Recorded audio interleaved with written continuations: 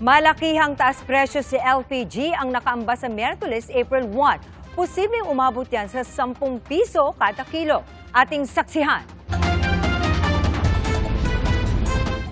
Ang liquefied petroleum gas o LPG na karaniwang gamit sa pagluluto, inaasahang tataas daw pagpasok ng Abril.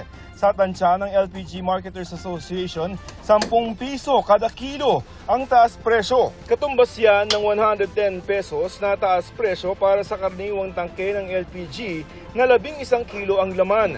Ang initial info na lumalabas sa forecast po nila is up by $115 per metric ton. So, na-expect po namin that will be in a round of 10 pesos per kilo or kaya 110 per 11 kilogram cylinders ang maidadagdag by April 1. Yung itinaas po na mga kulang-kulang 500 pesos, it's equivalent to 17 pesos additional per day ang kanilang gasto. So sa tingin namin, hindi naman ganun kalaki ang impact pagdating ho sa 80% of our consumer, which is the household consumer.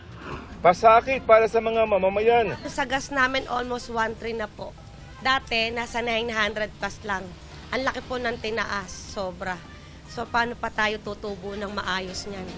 Pero wala naman daw choice sa mga gaya ni Melissa na sa LPG nakasalalay ang negosyo. Ang ginagawa na lamang daw niya ngayon, patayin agad ang tangke pagkaluto ng pagkain. Sinisiguro rin niyang nakasara ang tangke at walang singaw.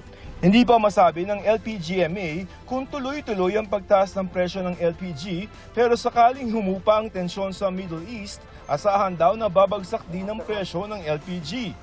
Ang ilan kalang deuling ang gamit gaya ni Mario na sumasideline sa pagbebenta ng sabaw at kape sa Kamuning Market sa Quezon City. Malaking tulong din yan kasi bili mo yung gasol 3 weeks lang ang gamit. Dati uling bili 1.1, ganun. Ngayon 1.5 na. 3 weeks lang yung laki. Yung uling 70 sa lutuan, tsaka malaking menos yun pag gumamit tayo ng uling.